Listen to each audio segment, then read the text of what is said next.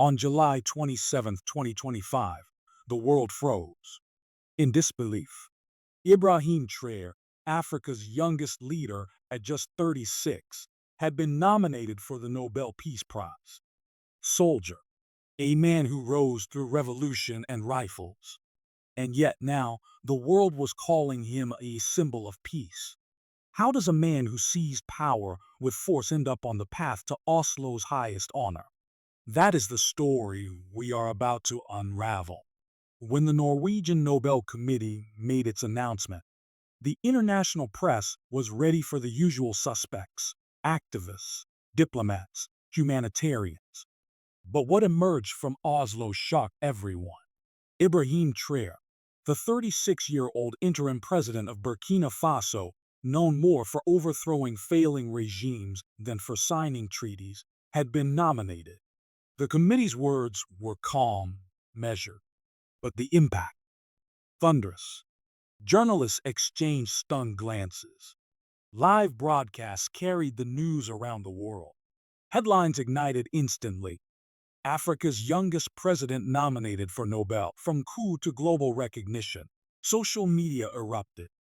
In Ouagadougou, Revolution Square was filled with cheering crowds waving flags, chanting his name. For once, Burkina Faso wasn't in the news for insurgent attacks or poverty. It was being celebrated. A local man said, "Finally, the world sees what we see. He fights for us, not for himself." Across Africa, reactions were mixed but notable. Leaders in Mali, Niger, and neighboring states, grappling with insurgencies, recognized a new approach. Homegrown solutions could earn global respect.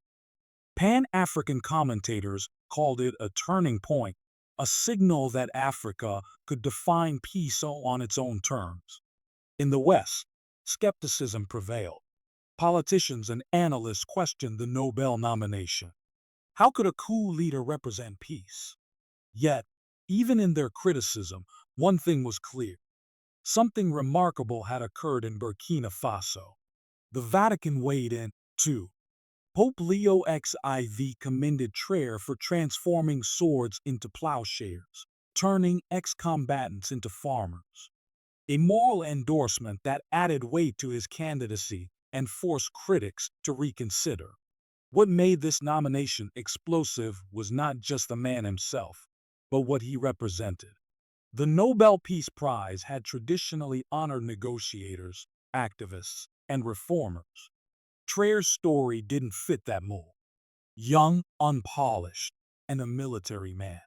Yet here he was, proving that today, peace could be measured not just in treaties, but in tangible changes on the ground, in the survival and rebuilding of communities. For Burkina Faso, the announcement was historic. For the Nobel Committee, it was a gamble. For the world, it was a puzzle, one that required understanding who Traoré was, how he rose, and what set him apart from every leader before him. The answer lies in September 2022, when Burkina Faso teetered on the edge of collapse. Insurgencies had seized vast territories, villages empty. Citizens had lost faith in a government paralyzed by corruption and dependence on foreign powers. The nation waited, suffocating in silence. Then, an army captain, relatively unknown, marched into Ouagadougou. He toppled the failing regime. To outsiders, it was another coup, instability in West Africa. But inside the country, it was different. To people tired of leaders bowing to foreign powers while offering no security, Traoré's move wasn't just a seizure of power. It was a declaration. The old order had run its course. And Traoré? He did not act like a traditional ruler. He presented himself as a caretaker of the people's trust. Simple clothing, plain speech. "I am not here for power," he told supporters. "I am here to defend this land and its children." Words that resonated in a country long accustomed to abstract promises with no results. Traoré's vision broke the dependency script. He expelled French troops, forged regional alliances, and called for African sovereignty through the new alliance of Sahel states. For many in Burkina Faso, it wasn't just a strategy, it was pride. But sovereignty alone was not enough. Traoré connected his military experience to the everyday struggles of his people. Unlike other leaders who isolate themselves in palaces, he traveled to rural provinces, met displaced villagers, and addressed their needs directly.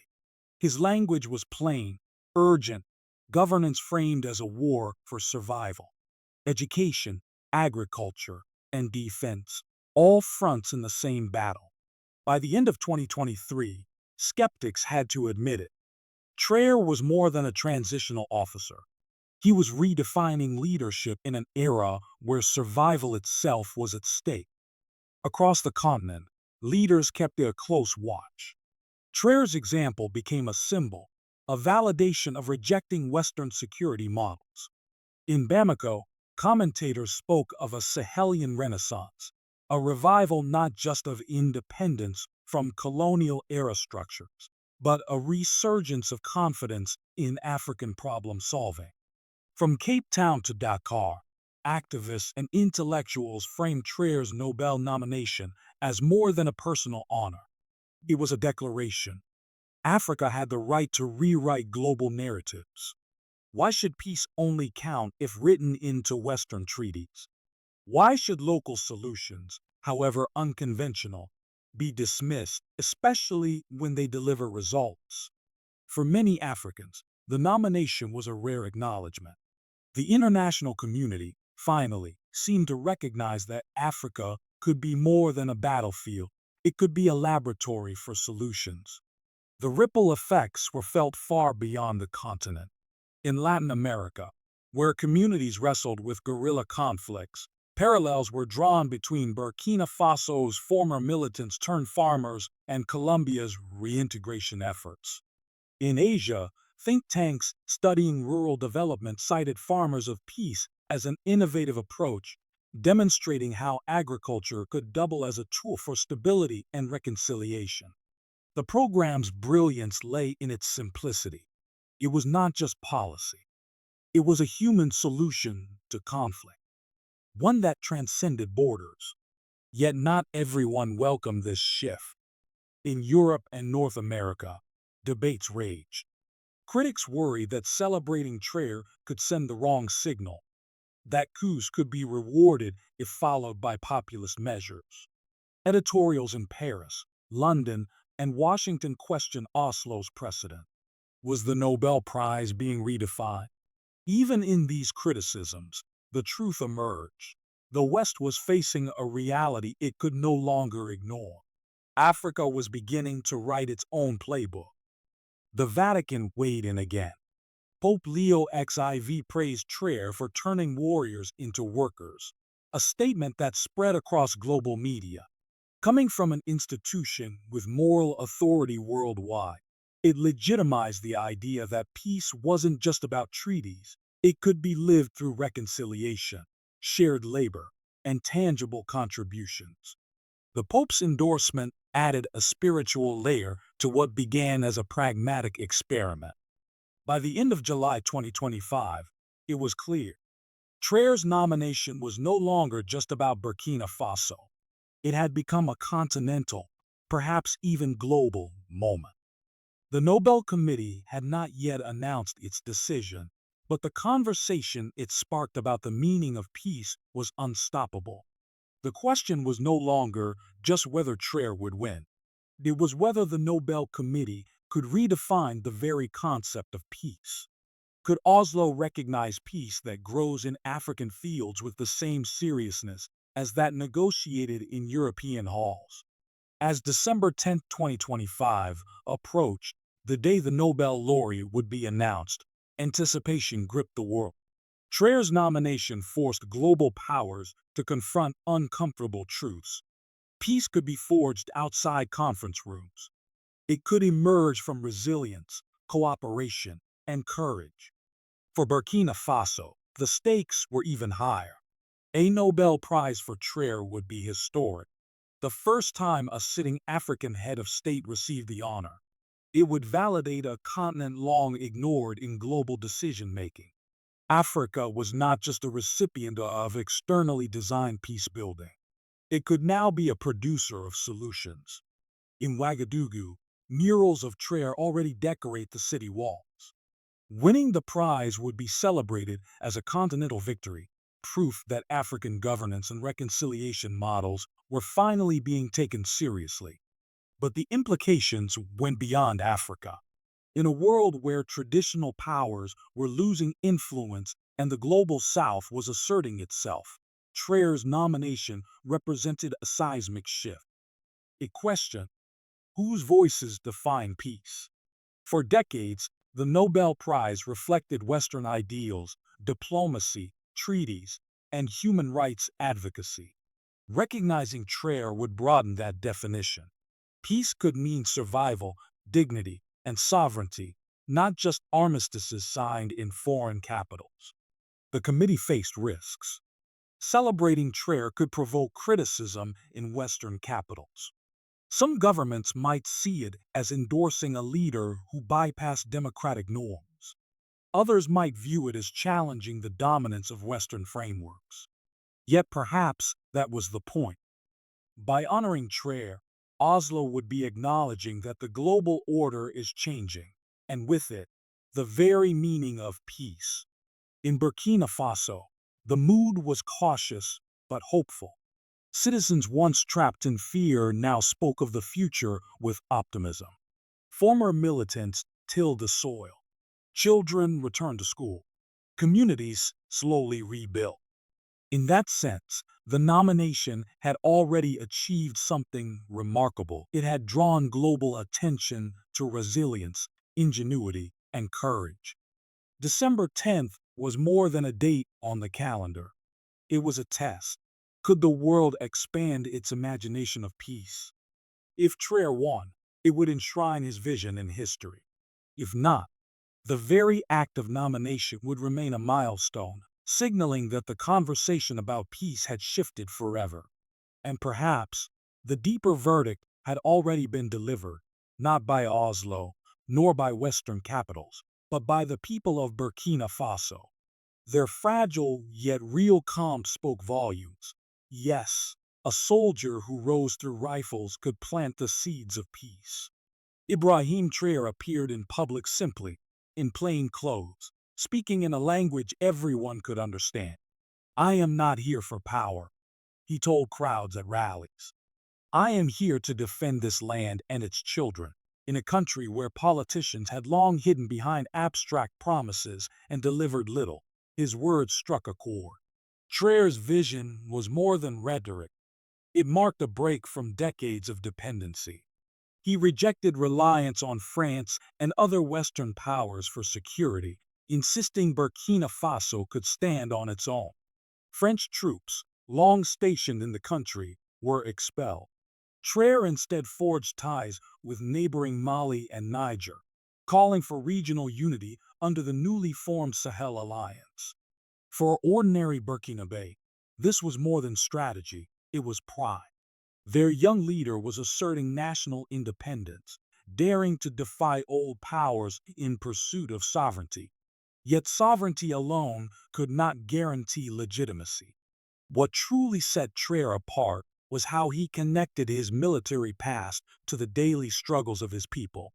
Unlike many coup leaders who isolate themselves in palaces, he traveled to rural provinces, met displaced villagers, and addressed their needs directly. His speeches spoke the language of survival, not diplomacy. Governance, for Traoré, was a war for life itself, where education, agriculture, and defense were all fronts of the same battle.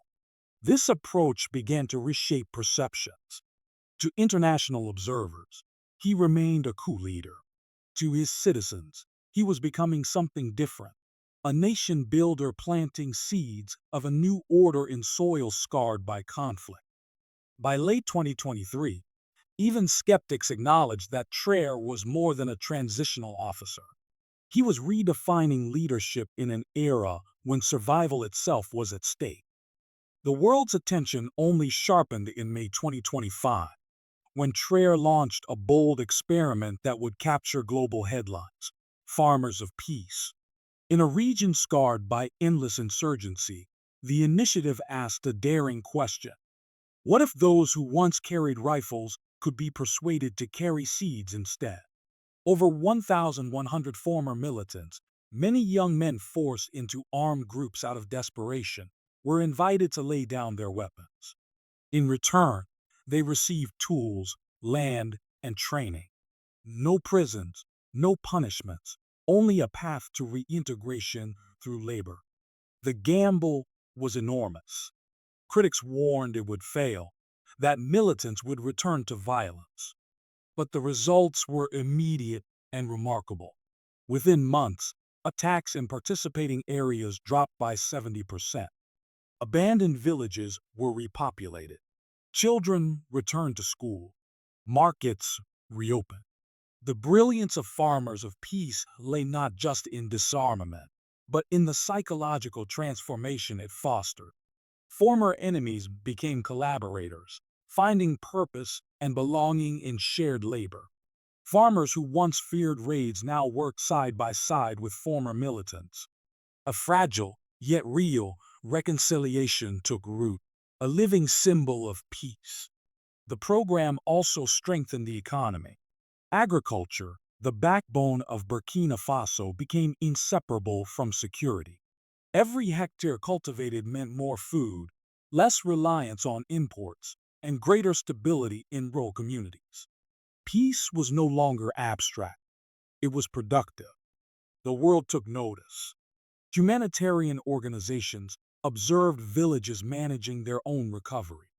Journalists reported laughter replacing silence in classrooms once emptied by violence. Analysts called it one of the most innovative grassroots peace models of the decade. Skeptics remain. Could peace born in the soil survive the test of time? Could a military-led government maintain credibility? Yet for citizens of Burkina Faso, and increasingly for observers across Africa and beyond, the undeniable drop in violence proved that unconventional solutions could work. Farmers of Peace sparked a continental conversation. African leaders in Mali, Niger, and beyond began to see Traoré's model as a blueprint for independence from Western-imposed security frameworks. Commentators spoke of a Sahelian renaissance, Africa reclaiming the right to define peace and solve its own problems. The Nobel nomination that followed became more than an individual honor. It was a statement. Africa was not merely a battlefield, but a laboratory of solutions. Even in Latin America and Asia, Traoré's model inspired discussions on reintegration and development. The West debated the implications. Some feared coups could be rewarded, yet even critics acknowledged an undeniable truth. Africa was writing its own playbook. The Vatican added moral weight, with Pope Leo XIV praising Traoré for transforming swords into plows, further legitimizing the initiative on a global scale. By July 2025, the nomination had transcended Burkina Faso. It had become a continental, even global, story, forcing the world to reconsider what peace truly meant. Could Oslo recognize peace grown in African fields as seriously as treaties signed in European halls? As December 10th approached, anticipation gripped the world. For Burkina Faso, a Nobel Prize would not only honor a leader but validate a continent's ingenuity. Even if Traoré did not win, his candidacy had already changed the conversation about peace forever. In the towns and villages of Burkina Faso, life was quietly transformed. Farmers tilled the land. Children returned to classrooms. Communities stitched themselves back together. The world waited for Oslo's verdict. But perhaps the truer verdict had already been delivered.